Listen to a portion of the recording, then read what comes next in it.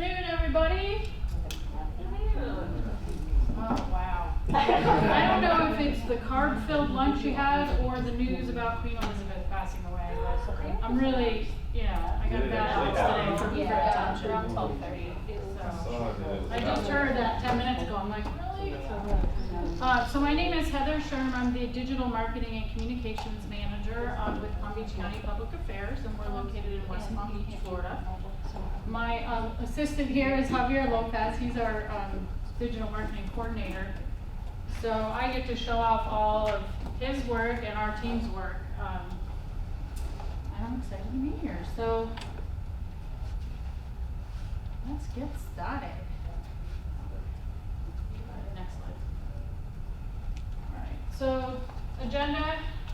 We'll talk a little bit about the benefits of using social media during emergencies, how you build your teams, preparing for the worst, interacting and responding to the public, mitigating misinformation and handling rumors, a little bit on accessibility and language translation. That's becoming more of a thing in social media. How to collaborate with your state and local agencies, super important during emergencies. I'm going to show you a few videos and some posts that I found amusing. Then we'll talk about social media policies and the importance of archiving. And then we'll end, I've got sort of a list of links and things that are helpful kind of when you build your social media strategy for crisis. All right, next slide. All right, so let's do some warm-up questions. How many of you are responsible for emergency communications at your agency?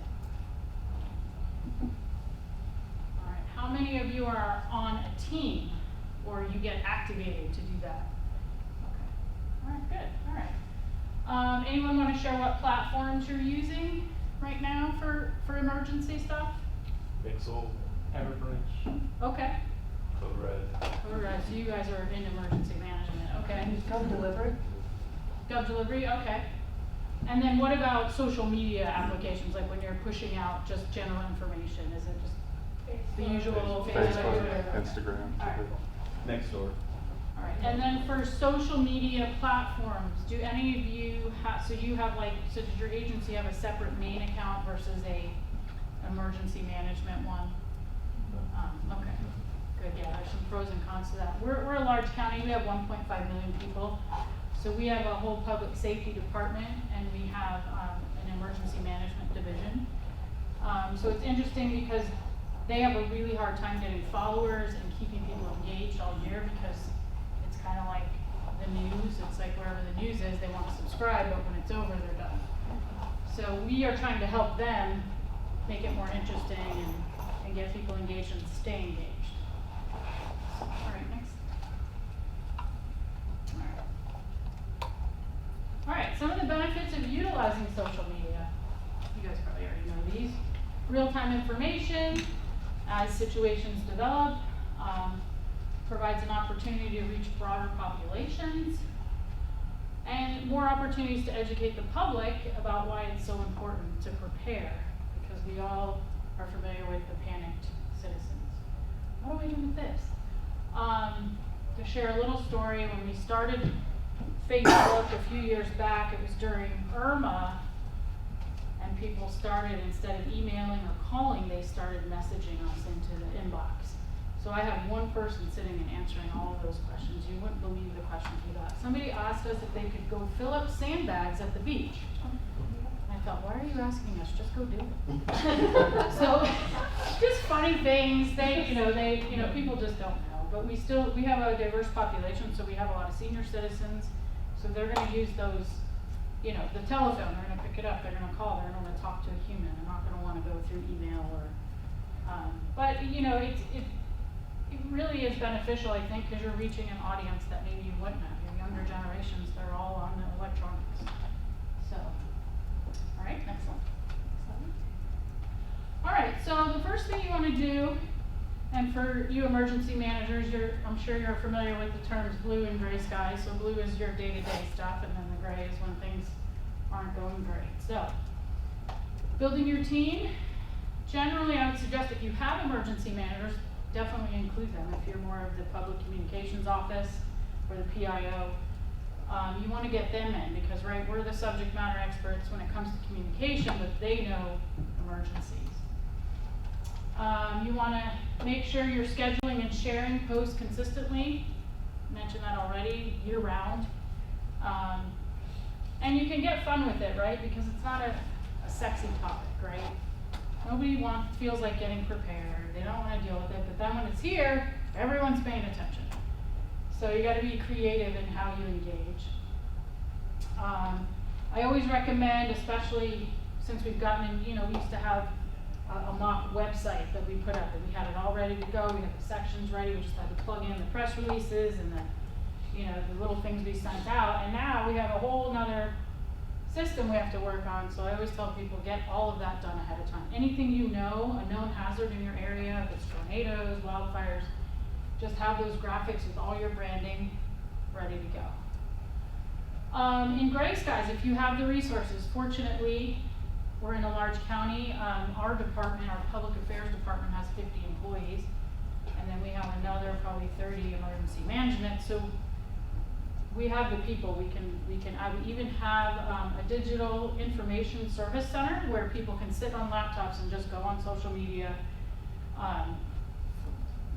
answer questions, check for rumor control, whatever they need to do. Find out, if there's misinformation out there, make sure we get it corrected. So some of the things you want to do, like I mentioned, monitoring, answering questions, and then, again, if you have the resources, get on the live streaming.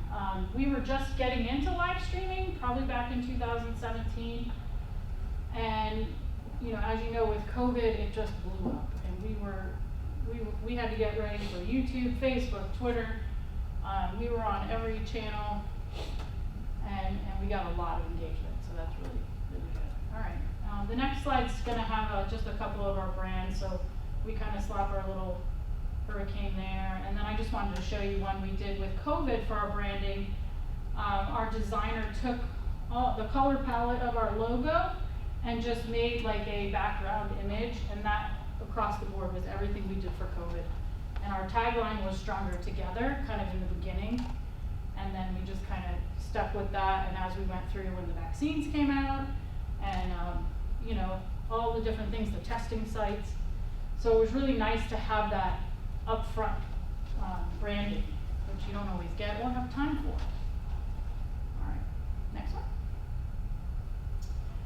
This was we actually developed we contracted with a vendor to develop a combat COVID app. It was kind of controversial because it used Bluetooth technology to scan the area you were in and tell you if you came in contact with someone who had COVID. So everybody's like, oh my God, that's the violation of my privacy. But so we had to do a lot of education on that's not how it works.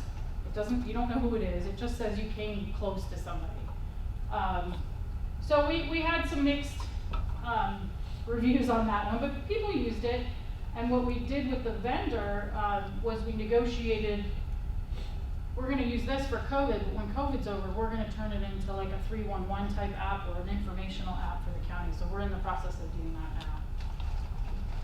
So that'll be exciting to launch this year. All right. So once you build your team, you're going to prepare for the worst. I remember I went on vacation in March of 2020. Literally, like the week it all blew up everywhere. I was on the way to Hawaii. Everything was shutting down. I was supposed to come home through Seattle. They had the hot spot there, so we had to cancel those plans. And the day I got back, we had a press conference the next day. We had to stream it on social media. And by the next week, we had our meetings. We could only have certain people in the office, so they only allowed like 50 people at the EOC. You had to be temperature checked, you had to wear masks. Then we had to do conference calls, and this was all before the Zoom and stuff blew up too. So that's where we did our brainstorming. Again, luckily we have a big team, we can do that. And we came up with the brand. The create an individual strategy. So this is kind of like, how many of you have done like any FEMA courses for emergency management. Are you familiar? Okay, so you know kind of the tabletop exercises they do. You know, if you have the time in your off seasons or whatever your natural disasters are, I mean, obviously nobody expected. Even though there was a pandemic scenario, I mean, did we ever think that would happen? So, if you can, just try to brainstorm and figure out, you know, what scenarios could we possibly have? Let's make something for that, or how do we want to communicate when it's this? So that way, you get hit by a bus, there's something for somebody to take a look at. And always expect and plan to have multiple emergency situations. Again, we go through this training. I went through it 10 or 15 years ago, and they throw in the incidents. So this happened, now the bridge collapsed, but you kind of always hope that never happens. So it was quite a shock for, to jump right. And then we ended up having an activation for a hurricane during the pandemic. So we had to change our whole guidelines for shelters, what people could bring, the spacing, they had to space them out better. They had to do temperature checks, you had to wear masks, so it was just anything you could just try to anticipate, there was always something else coming at you. So. All right, next slide. Really good tip here, don't underestimate the stress. Big mistakes can be made when you're tired. Meet with your team. Schedule time off and unplug. Don't read the comments. Don't go down that rabbit hole. I've been there. It's very tempting to respond with not nice responses. Join other social media groups, obviously NAGW, right? Or at least, organizations. I'm sure some of you are in 3CMA. Anything, and we're going to talk about local and state organizations too to help share their messaging. So, I decided our next big activation that we have to have therapy dogs. So, all right, so interacting with the public. So social media is considered a limited public forum. I learned this the hard way because my team, even though we had a social media policy, we took it upon ourselves to decide which comments we could delete. And just because we didn't like them, even if they were profane and inappropriate, we can't always delete them. So you can beat the trolls, but you have to do it carefully. I always tell everybody, attorneys are your friend in the county. They will defend you. And if you've got the right policy, social media policy, they can pretty much defend you for anything. So, quick story about that. One of my staff, she was on Twitter, and this guy was trolling, and he kept responding with these nasty responses, so she blocked him. Well, on Twitter, it tells you. So he saw that he was blocked, he screenshot it, and he sent it to one of our commissioners. And so they were like, oh my God, so then we had to get with legal, we unblocked him. So, nothing came out of it, but it's just good food for thought. For sure, these types of terms you want to put in your policy. We've got a whole policy that addresses internal and external social media. So that way, your employees are behaving as well. We actually had an employee dismissed, more for HIPAA reasons than trolling. All right, go ahead. Every jurisdiction's different. You probably have internal policies, common sense, which not everybody has. Like I said, work with your legal team, and then I know that graphic's hard to see, but it's kind of like the anatomy of a response, and try to be positive, but it's hard sometimes, when you're getting bashed for weeks and months at a time, like sometimes you're just like, ugh, just move away, you obviously don't like it here. So you can block words and set your profanity filters, just make sure your legal team knows about it, because we might think something's profanity, but in a legal sense it's not, it's free speech. So, all right, go ahead. All right, mitigating misinformation. False information spreads faster on social media. up to 6 times faster with 70% higher reposts. And I'm looking at this and all I'm thinking about is Colleen's presentation this morning and how a statistic with a picture gets 26%. But the one with the story was 69%, so I'm a little bit embarrassed of my statistics in this presentation. Something to improve on. So you want to get your information out early, just like you would with a news organization. Report it. If it's wrong, tell whoever's posting it, hey, that's wrong, you need to correct it. And most of the time they will. Counter message false information, and then build that agency brand. If you're getting the information out first, they're going to come to you first. This is one, this isn't us, but it's Pasco County. It's like Central Florida, and people were actually telling people to shoot guns at the storm, that it would make it turn around, so they put out. I thought that was great. Oh, God. You have no idea. I could do a whole session just on communicating with the public. The things I said. All right, so accessibility. This is kind of a newer thing, and I want to say there's somebody doing a session right now on it that I really wanted to go to. So it's crucial, right? It's kind of like in your, the television days when you had the signer on that was there for the hearing impaired. Same kind of thing. I actually find, I just learned about the casing of the hashtags, and I feel like you can just read it much easier, especially if it's a longer one. So I just think that's an improvement overall. Alt text, I was in a session yesterday, somebody mentioned like how people don't really understand. They think the text on the graphic is alt text, but it's not because the screen reader can't read it. And I'm one of those back in the early web days that was like, oh, I'm not putting alt text in. Skip, just upload my image. I just didn't think about it. Well, a couple of lawsuits later, and we got in big trouble for that on our website. So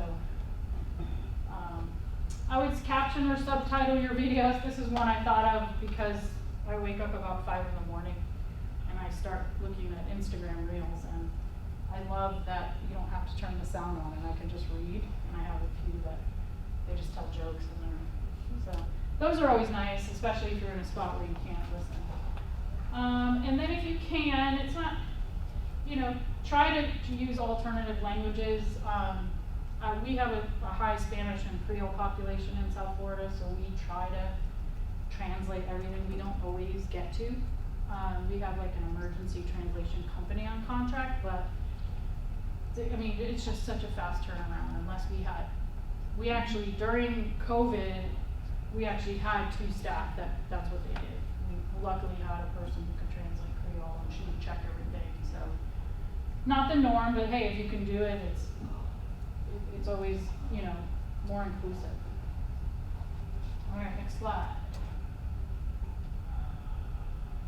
Multilingual presence, translation. If you have a native language, of course you're going to want to communicate, especially about important messaging in your native language. Builds a sense of trust, shows that you're interested in their opinions, how they feel, what they want, and helps you to build relationships. These are just some of the my last social media person. She was Cuban, so she was able to do all the Spanish, and then like I said, we had a Creole person that helped us brand everything and put everything out as much as we could in all 3 languages. So, all right, now for some fun stuff. So these are just a couple videos. I want to show you. The first 2 are on hurricane preparedness. We opened a TikTok account about a year ago, and this was one of the first videos. So go ahead and always click on it. Hopefully, you might have to turn the sound on because I think it auto. Can you click it from there? Double click. I know it's not a Mac. Okay, let's go. So minimize the hit escape. Sorry.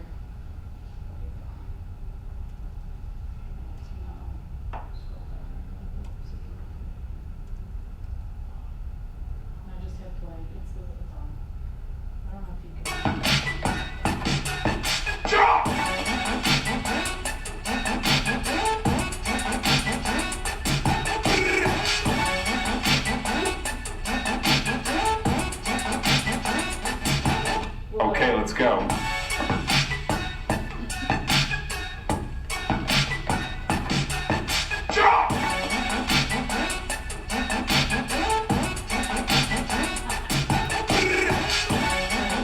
Close it, and then see if you can, maybe you just need to copy and paste. That's easier. I'm sorry I made you do this and you're not a PC guy. Next one? Yeah. Now this one is a series that we did, for hurricane preparedness. We call them hurricane hacks. So they're kind of like little PSAs. Double click you?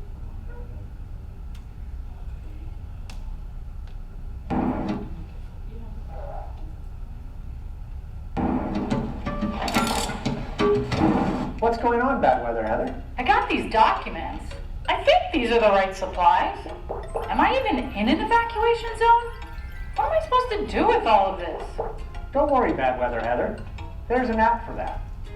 Really? That's right. The Palm Beach County Disaster Awareness and Recovery Tool, or PDC DART, has lots of great information and tips to use before and after a disaster. You can even report damage to your property. How do I get it? You can download it from Google Play or the App Store for free. There are also links on readypbc.com. Who doesn't love a free app? I'm downloading it right now, so I'm ready, Eddie. Be ready, be informed. For more tips like this, visit readypbc.com.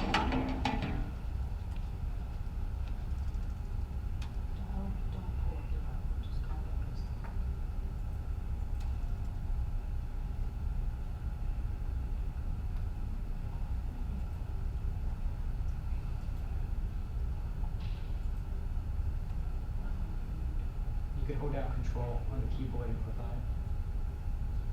Yeah. Sorry. That's okay. Control. And then click it. Just copy it, just by the copy.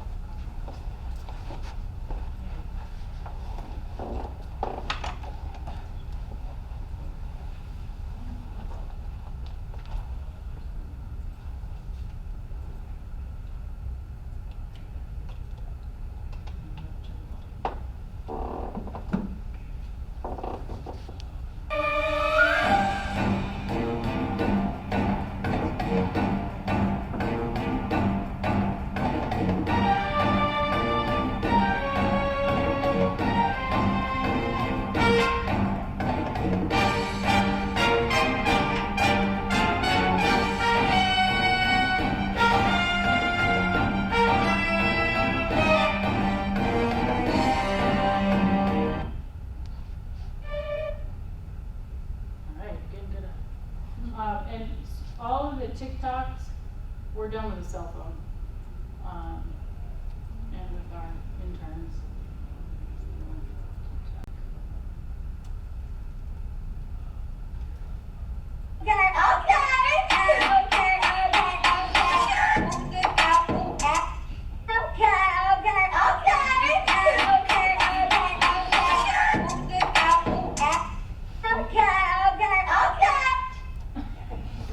Alright, one more. Oh, this is, just to show you how much content we put out. So this was our COVID website. We recorded and streamed more than 70 press conferences during the whole pandemic. All of those are, not all of those that we produced, those are all partner agency PSAs that we posted. Do you wanna look at the parks one? No, parks. Press conferences are boring. No, go down to parks. Oh, no, parks, yeah. And click on, and a lot of this is reopening stuff, so yeah, that's good.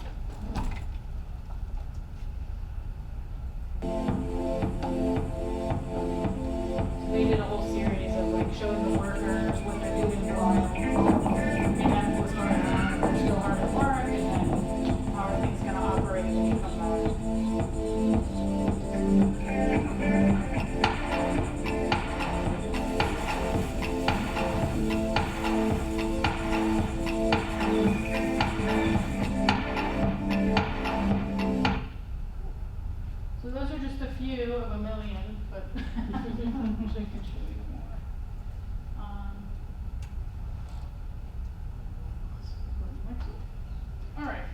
So we talked this morning again about analytics and tracking.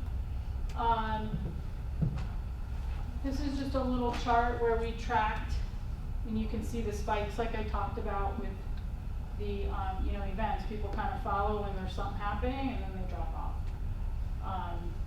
These are our emergency management numbers, so they got some pretty good engagement. And then we have that Super Bowl down by us, so that was last year already.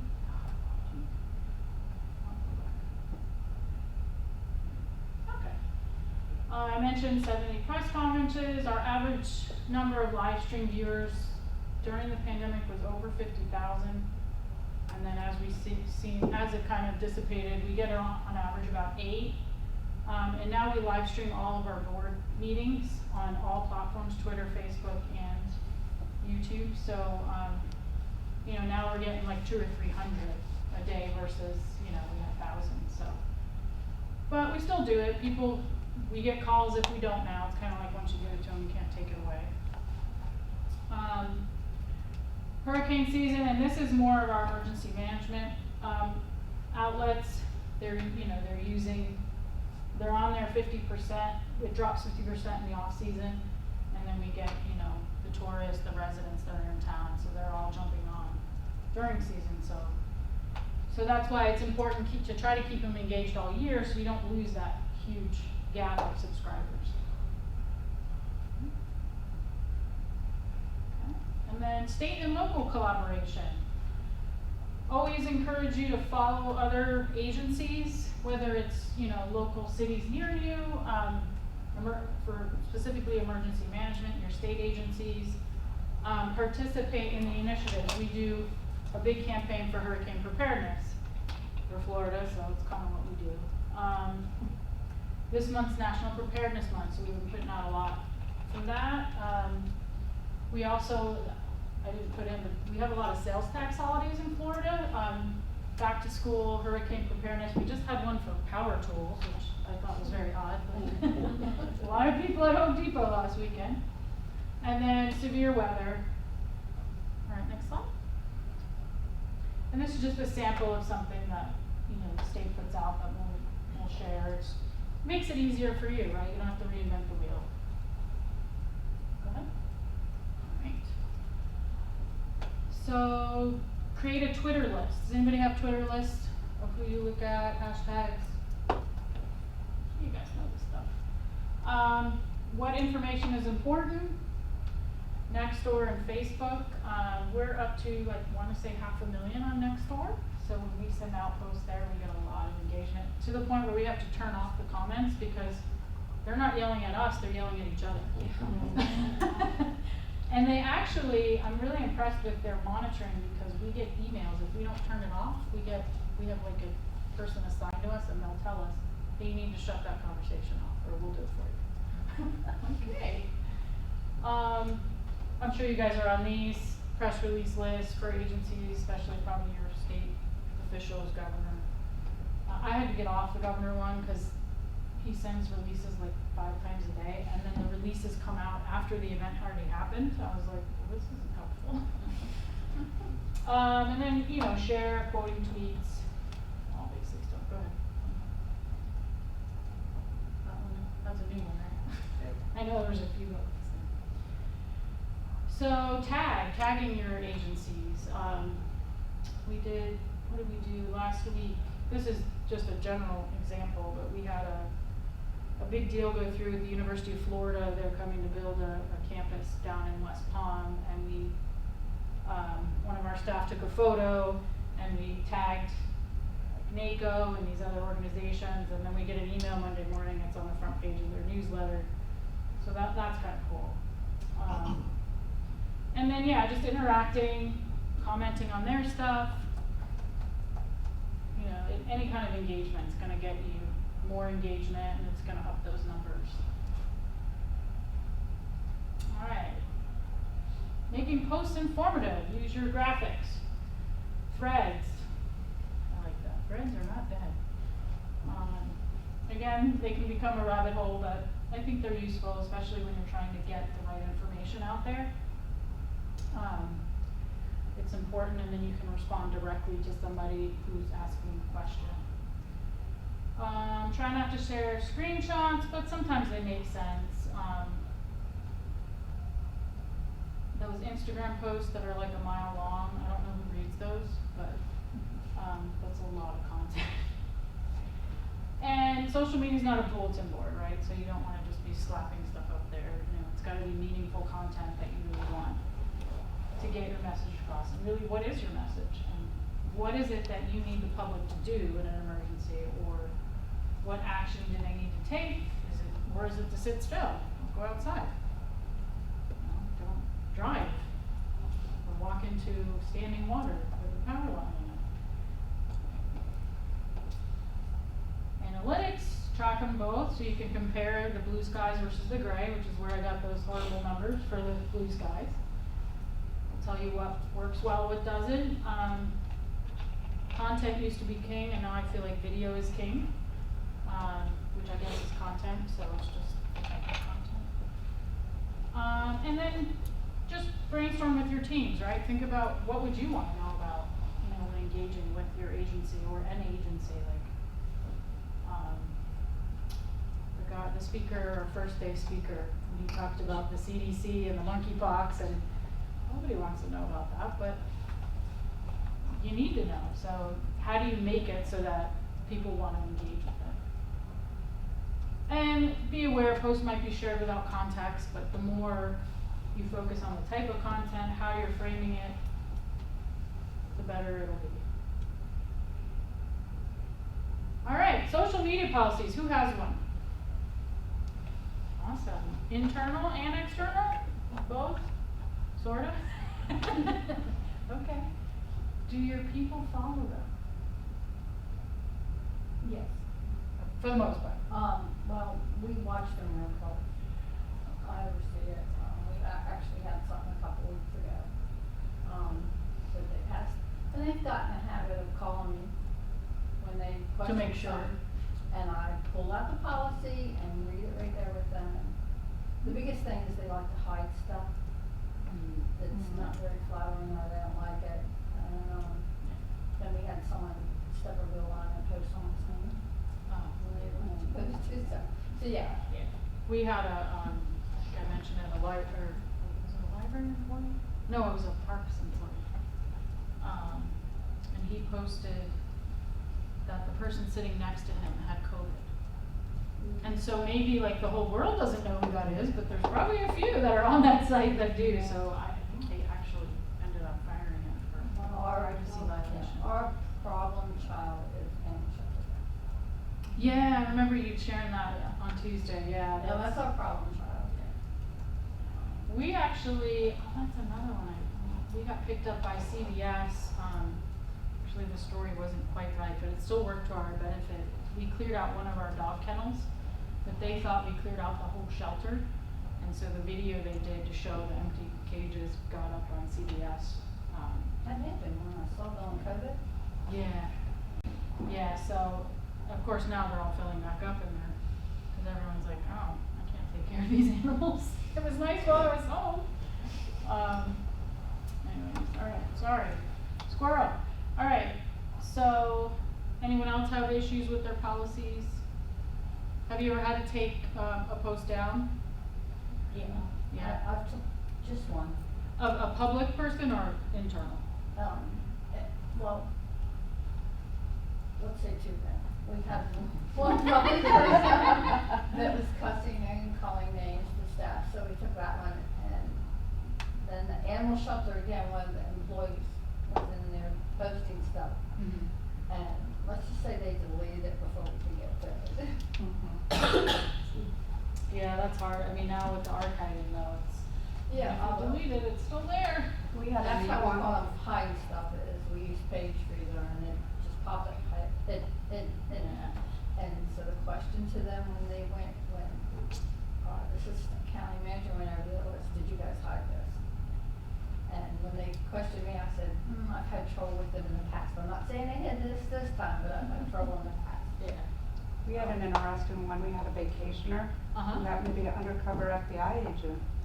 saved somebody drowning in a pool. Fantastic. Well, fire and rescue took a picture with the gentleman with his family and then put it on Facebook. Look, this guy saved somebody. Oh my So, oops. Did you ask them to cover FBI agent if you could post a picture of him and his family? Oops. Yeah. Did you wanna? Well, whenever we do posts about monkeypox, we got like the most awful comments from people, including employees, and we tried to hide certain things that were just so bad. But the commissioner chair stepped in and said she wants everything exposed to show like just how ugly people could be. But Yeah, we can't read some of this. it's hard. I mean, Yeah. we had our county attorney was, she was targeted, and we had some real bad trolls that would come in person to our meetings, and they would request public records, all the emails, and they posted our county attorney wrote in an email, which was her fault, that her voice makes you wanna stick needles in my eyes, so they put that up. I mean, the story's going on, but yeah, so it's important, and if we're always careful, like, we have to ask that question, is it okay to hide this?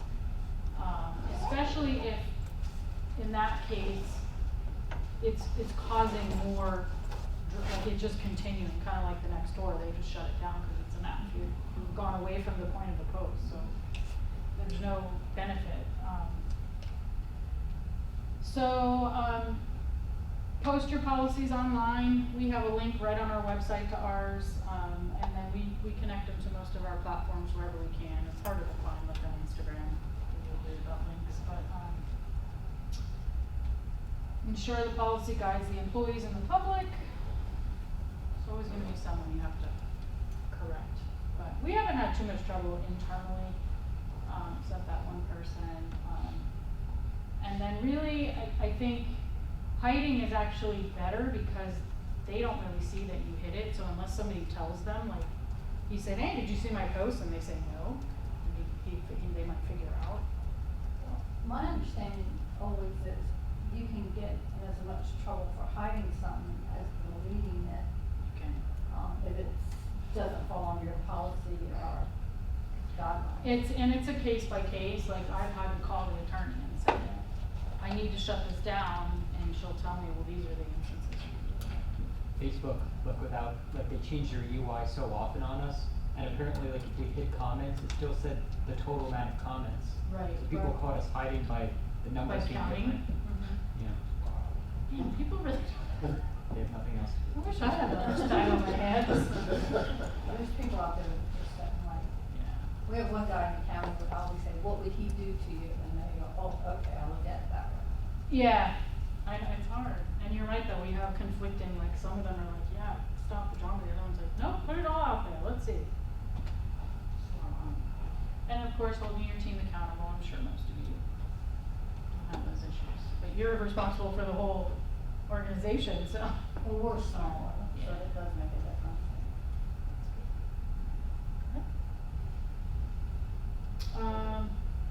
So that, so, oh, is that the duplicate? Oh, cause of the, go ahead, homework, there you go. Alright, who is not archiving their social media? What? Are you on social media? Yes. Oh lord. What agency do you work for? Not cause I wanna get you in trouble, I'm just curious. A city. Okay. Midwestern Is city. it a small one? Yeah. So, but are you even screenshotting? Not that that matters, cause they don't count anymore. Screenshotting, what, Like meaning, so before there were these automated systems that would archive, we used to go in and screenshot everything we posted that day. So you don't get it. Are you not, you just don't have that much engagement on social, or are you looking into it? Sounds like I'm the FBI now. Yeah. I'm just curious, cause I, I don't think our legal departments, they're not concerned. they're not concerned. Okay. Yeah, I don't think we archive ours, we don't have archive social or Okay. screenshot things. The only thing we screenshot is something that we have taken down. Yeah. Okay, well, that's kind of eye-opening, yeah. That way, because I guess that makes sense, because if it's out there, why do you have to keep a separate record? But the good thing about that, and I don't know what the public records laws in your state are, but, Florida's ridiculous. So, it's just easier for us to use a system, because then if we have to go find a record, which by the way, we never have, it's there, and you just put a keyword in and it pops up and it's easy, so that's, and I think our attorneys are overly cautious, but. I'll share a story. A great thing about during COVID, we were streaming meetings, much like you. And if somebody would say something in a video, Facebook would pull the whole video down, just because like maybe a person in the public commented and it was against their information, even though it was a public. And if we wouldn't have had Archive Social, all the comments, the meeting video, it would have all been gone. I think, was this recently? Last year, yeah. I don't think that's ever happened. So you could have a citizen that might have been disagreeing with the vaccines or something that was going on, and And they Facebook called would it pull the false. whole video down. Yeah, we had And that then, on so we YouTube. lost all the comments, Yeah. everything, so if we wouldn't have had the backup, Yeah, Like we've had you- stuff pulled on YouTube, but just for copyright, not. You No. had it for YouTube for false information? Yeah, election misinformation, we had a YouTube, public meeting removed for that. but yeah, it's crazy, I'm like, this is a People had council it. meeting where, Yeah, the public comments. Public comment. Considered false information. but it's What does that common. algorithm look like? and you know, you contacted them and you got no answer. I've repealed so many of ours. You guys you won't even let me turn it off, so, like, you can't even schedule it, well, you can schedule to turn it off, but when we schedule our encoders to turn off our live stream, YouTube, it just goes black, it doesn't shut off, so then they get us for not having anything on. I'm like, yes. So, yeah, we haven't I'm surprised we haven't, because we stream It was everything. crazy, cause like somebody from the public called me and said, what happened to that video? I'm like, it's right there, and I pulled it up and I'm like, so I'm thinking, somebody on my team accidentally deleted content, so I'm like, what the heck? And I just found out. We've had our whole Facebook on animal shelter shut down on one comment. And it took me like 7 days. to Yeah, get I it back. mentioned that the other day too, I mean, YouTube, their standard is like, the minimum is 7 days, and then it's like 2 weeks if you get one within 30 days again. And then they're like, the third one, we're shutting you off, okay. But do you only stream on one platform, or do you, so like, could somebody have gone somewhere else to? We do it through the web, and Okay. a lot of times County Channel and Facebook, so we did, but it was more of the comments, because we would have so many comments and conversations, and we would get FOIAs for what were the comments. Thank you. All right. Social media networks, we're liable, not them. Depending on your state. And now, this actually came from another presentation, and I kind of questioned that one in every state, but I don't know. Does anybody know if social media is not considered a public record in your state for a government agency?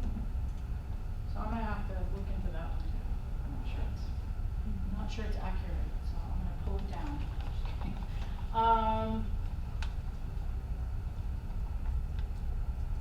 In Florida, I'll just preface this, in Florida, we have to produce the records, comments, hidden, deleted, all that, but we capture it.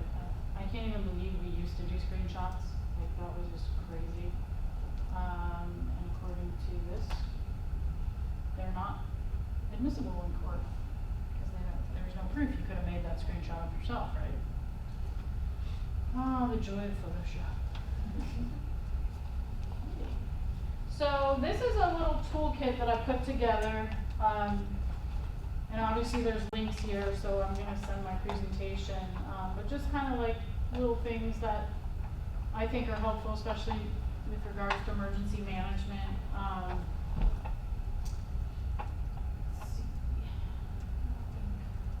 So, just looking at the list. Hootsuite's what we use for a lot of our scheduling. We're finding we get a lot more engagement though if we go to the native apps. So as I build my team back up, we just got a new social media person. We're gonna do more of that. And is anyone using the Meta Suite to do you find it a lot better than the old analytics? No. No, really? I hate it. Yeah, did Really? me for a loop too. So is it worth going to it? I think for the aspect of whether or not you're getting reach and engagement, rather than using scheduling platform, it's probably worth it, but. Do you still use a scheduling, cause you don't? Yeah, want we to use it? Loomly. Okay. Which is pretty good and significantly cheaper than Hootsuite, because Hootsuite's Yeah. not cheap. But for the one issue with most scheduling platforms is you can't post to Instagram, IGTV. Right. So we're still doing all of those natively. Yeah. and it's- Well, they finally just started allowing desktop posts, right? Instagram? We can do those on desktop through Meta, so. Okay. Yeah, but even Yeah, that, you're it's a big not fan. Yeah. super pleasant. Yeah, I don't understand that. I mean, I get they're trying to engage mobile, but if you want people to post, make it easy. Well, and to caveat off of that, I heard rumor that Facebook is now, I guess, adapting their API for if you're using a platform that is not their platform. So it's affecting the reach for what you could Yeah, be they drop because it they're down. driving you to use their tools. So like we used to subscribe to Hootsuite, we used to subscribe to Sprout Social. But then when we have an emergency message that needs to go out and, you know, we wanna do some type of like a Facebook alert or something like that, we don't get access to that through those third-party platforms. And then you don't, I mean, where do you get all these staff that are gonna be doing this? you know? Right, yeah. Cause I'm sure a lot of you have very small teams, right? Mhm. Or you Or are the one team. person? You are the team. Yeah. And Facebook and Meta has deemed marketing partners, and that's actually part of the reason we chose Loomly. Allegedly, we don't get throttled in our reach by posting through Loomly because they are a partner with Meta. Oh, okay. But Well, that's good to know. even I'll have to still. add that in. The application we use is HubSpot, and it's really, really user-friendly. HubSpot? Okay, Yeah, I've heard of it's- that. It's really great, to duplicate posts on multiple platforms, so it's a good. Okay. Yeah, we kinda jumped on Hootsuite. Actually, we were using the free version, and then when Hurricane Irma hit, and I mentioned to you, we were getting all those messages, I was like, we gotta get Hootsuite. I think I made our purchasing director, I mean, give me your credit card. I can't do that, it's too much. So yeah, some other graphics things, I don't know if any of you went to the Adobe Express, workshop, right before lunch, but I love it. It's so easy. I use it all the time now. That's another one I probably put on here. Anybody use Canva? And they're now, they used to be free, they're now paid, right? And then I love my image size guides. I mean, could you have more image sizes for? That's why I suggest to you, do your graphics ahead of time because it's crazy. What else? Questions? Oh yeah, we got about 10 minutes left. So that was really it. The last slide is just my contact info. I'm happy to pull up other stuff if you guys want to see. I just was really proud of the video stuff we've been doing. Like I said, I could keep you here all day and show you stuff. I promise I'm not a Loomly rep. It's gonna sound like it. But if you're looking for a platform to schedule and post, Loomly is one that you can resize images within it for the different platforms. So you don't, the size guides are awesome, but you Okay. don't have to use them Yeah. in that platform because you can just click Instagram and it will resize your fix it. image and then you can shift it however you need to. So Yeah. that's been super I helpful. know. That saves a lot of time. Hootsuite, I know, it just tells you, sorry, you can't Yeah, use that, go fix right. it. That's good to know, I'll have to look into that one. Questions, anybody want to share? Well, you mentioned at the beginning having like the pros and cons of having a separate emergency like social media account. And then did I not share any? Yes. So curious to learn more about that. So I would say probably a pro for marketing your public safety department and your emergency management, which they like, is one. I don't know if I mentioned it, but generally how it works, even though they have a separate one, when we get activated, our department, Public Affairs, takes over theirs. So then we essentially post all through the emergency situation everything on both. So it's kind of, so to me that, I mean, it's kind of a duplication, but if they may have followers that we don't, that really only care about emergencies in the county. I would say, you know, it's just nice to kind of brand, cause I'm sorry, even up front, I forgot your name, we talked the other day, but when you mentioned the puppies and the kittens, that's part of public safety, so it's like, and of course now all the departments are like, we want our own page, we wanna do this, and I always, the con too is that, how much content do you have? Because I always tell people, we're responsible for guiding all the departments on what channels do you wanna open, and keep in mind, if you can't fill it with content, you're not gonna have followers, and you need to just send them to us. That's why we have a form they have to fill out. And that makes them think about, one, our biggest thing is they say, oh, we don't have the manpower. Right. Well, if you don't have the manpower to monitor it, then send it to our PIO and help us. And we've had that, we've had people just open them and then they're like, sorry, we're deleting it. Okay, well, hey, figure it out. So, I mean, I would say it just depends, right, on the content. I'm just trying, I know you are my favorite podcaster, right? You do the podcast. Oh, no. Is that you? Oh my God. It's been a long couple days. At least you both look around the same age. Sorry. Wow, I should leave that out.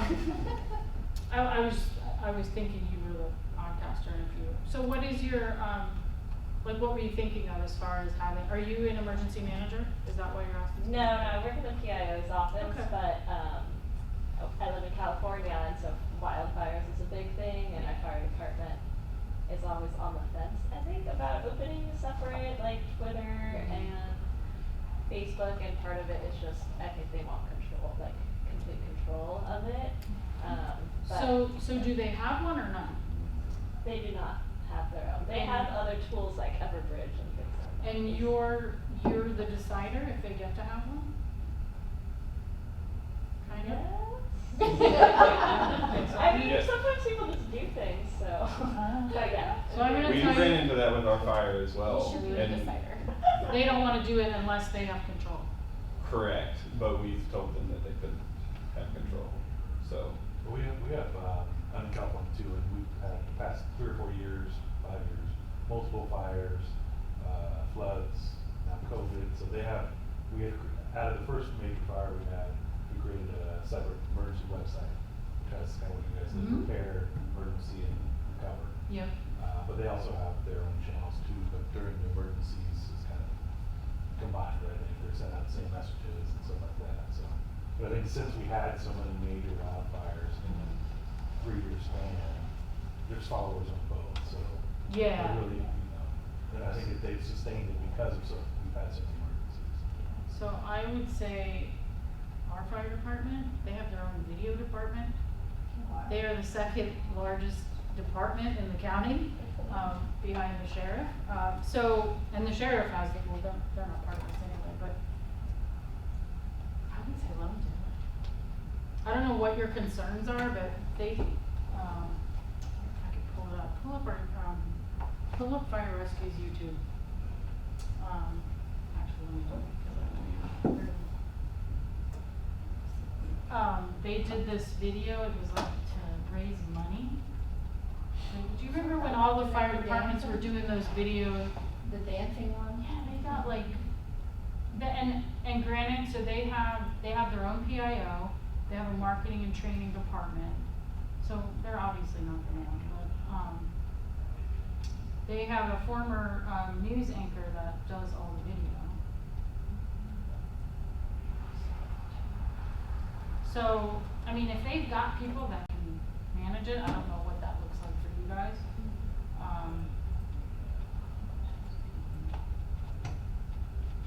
Do any of those other entities, work with you inside of the Joint Information Center so that you have a unified voice and you guys know what We do. you're all sharing? And I guess this question to everybody here is, do you work within a JIC and when you see other messages coming out from other departments, other handles, whatever, do you you guys usually operate in that joint information center to make sure, you know, you identify who the leading agency is for each topic? We do. We have, in our emergency operations center, and at least one representative from every department reports there. We share. Really? I thought it was plugged in. Look for the video there. Let me just grab it. It's like a dancing video. It's really funny. We're doing some fundraiser and so yeah, to answer your question, we do, generally, everything has to come through us. So we have the people like down in our ops room, and they're all sitting together, they gather, they bring us the information, we put it out. Of course, it doesn't always, you know, sometimes things get out that aren't supposed to.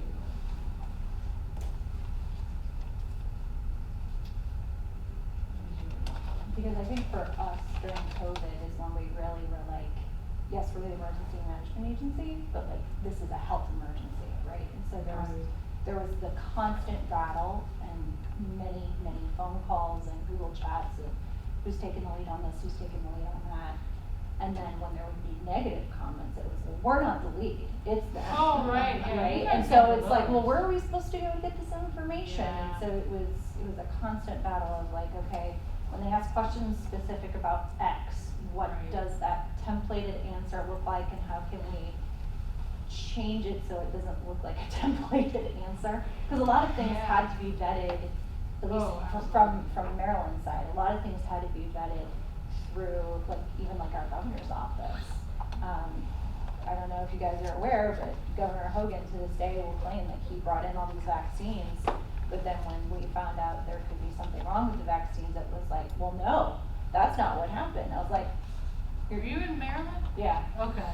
I was like, Sister loves him. by the way. your press conference said X, but now you're saying Y, and before we can even respond as an emergency management agency, we had to go to them and say, what do you want this to look like, and here's what our drafted answer is, and then we would obviously change it, because the public is smart. They know when they see a drafted answer and talking points, and they'll call you out on it so quickly. Oh, I don't. And that becomes the focus. Yeah. You're like, but I'm trying to I'm answer trying your to find message one. for you. 20,000 views. But yeah, we found ourselves on more and more phone calls than we were actually unified messaging. And Yeah, thank God we because have the of- Google Enterprise where we can be like, it's in the Google Doc, just read the Google Doc. But because COVID created that physical separation, Right. it was really hard to get information out and beat the real-time horrible tools that were literally waiting for us to post something just so they can post their own.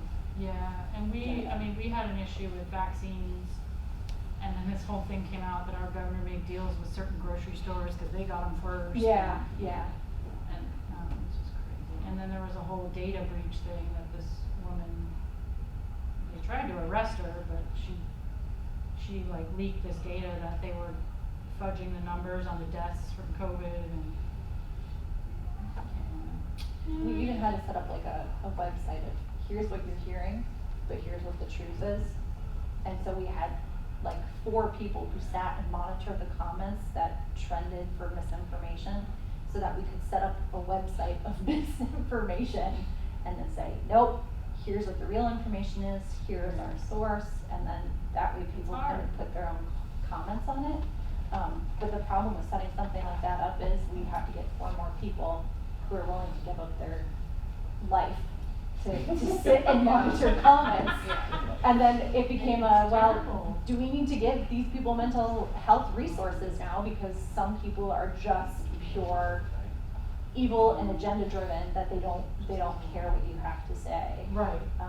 Agreed. So we're coming up with new ideas on how to create new tools, and then all of a sudden it's like, well, who's going to monitor those tools? Who's in charge of those tools? And we expanded almost overnight from 4 people to 16 people, and then 16 people to 37 people, and our JIP just kept building to a point where it was uncontrollable. We don't know. We're only public affairs. We don't even Yeah, know what they people were. who We're think like, that get they out. are We're public just affairs managing- versus people who are trained in public affairs is where Right. it's It's hard, but you know, a lot of them realize like when they do make those mistakes, and then they're like, man, I just need to let them handle Right, right. Well, you guys know what you're doing, but still put me on the emails, but you guys know what you're doing. Right. That's hard, and you're just one person. Mm-hmm. Wow. I'm so sorry, I cannot find this. I think you can sort by views, the top, sort by. And just Most so you popular. know, the fire rescue has more subscribers than our main county YouTube. That gives you an example of, We're proud to partner with most popular. Take 'em. There it is, the Get Up Challenge. You guys remember those, right? Mm-hmm. It's really cute, actually. Sorry, I'm not a magician.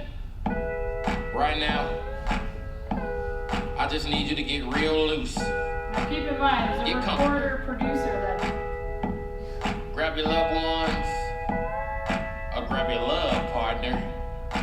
And if you're by yourself, no worries. Just follow after me. Gonna do the two-step and cowboy boogie. Grab a sweetheart and spin out with them. Do the hold down and get into it. Take it to the left now and dip with it. Don't throw down, take a sip with it. Now lean back, put your hips in it. Let's have some fun. Up to the left now. To the right. Now take your left hand and put it on your side. Gonna roll your shoulders, do the slip and slide. This next part's my favorite part, cause it's time to shine. Gonna do the two-step and cowboy boogie. Grab a sweetheart and spin out with them. Do the hold down and get into it.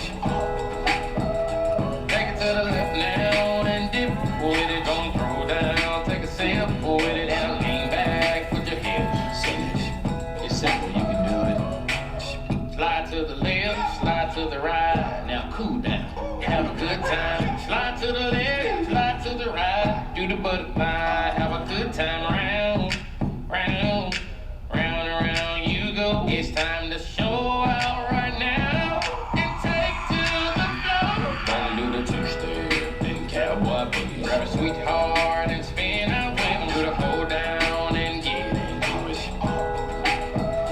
Take it to the left now and dip with it. Don't throw down, take a sip with it. Now lean back, put your hips in it.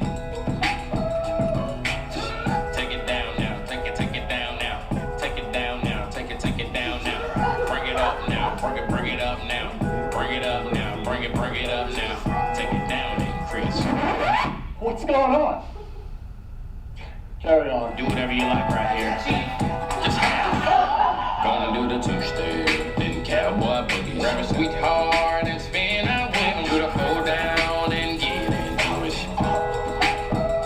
Take it to the left now and dip with it. Don't throw down, take a sip with it. And lean back, put your hips in it. That was not so bad. That was not so bad, was it? That was not so bad. That was not so bad, was it? That was not so bad. That was not so bad, was it? That was not so bad. That was not so bad, was it? Gonna do the two-step and cowboy boogie. Grab a sweetheart and spin out with them. Do the hold down and get into it. Take it to the left now and dip with it. Don't throw down, take a sip with it. Now lean back, put your hips in it. Get up and give five. Who's ready to hatch some cool pets? Click here to make your very own monster unadapted mind, where monsters... Alright, Hey, monsters are emergency monitors. that's right. Alright.